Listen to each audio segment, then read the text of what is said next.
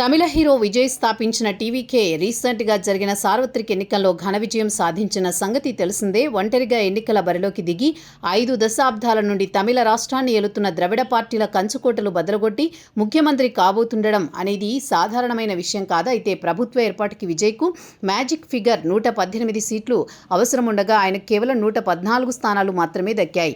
అందుకే టీవీకే 107 స్థానాలు రాగా కాంగ్రెస్ 5 స్థానాలు మరియు ఇతర చిన్న పార్టీల నుండి 2 స్థానాలు తోడయ్యాయి.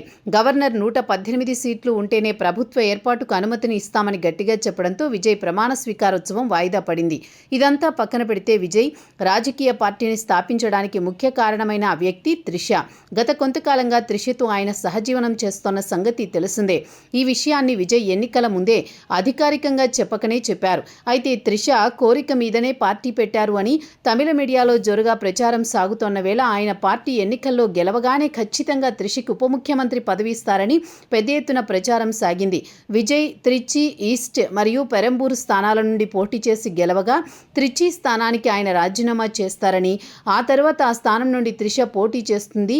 పోటీ చేసి గెలిచిన తర్వాత ఆమెకు ఉప ముఖ్యమంత్రి పదవి ఇస్తారని ఎన్నో రకాల ప్రచారాలు సాగాయి. ఇప్పుడు లేటెస్ట్గా వినిపిస్తోన్న టాక్ ఏమంటే త్రిషని తన క్యాబినెట్లోకి తీసుకునే ఉద్దేశం లేదట విజయ్కు.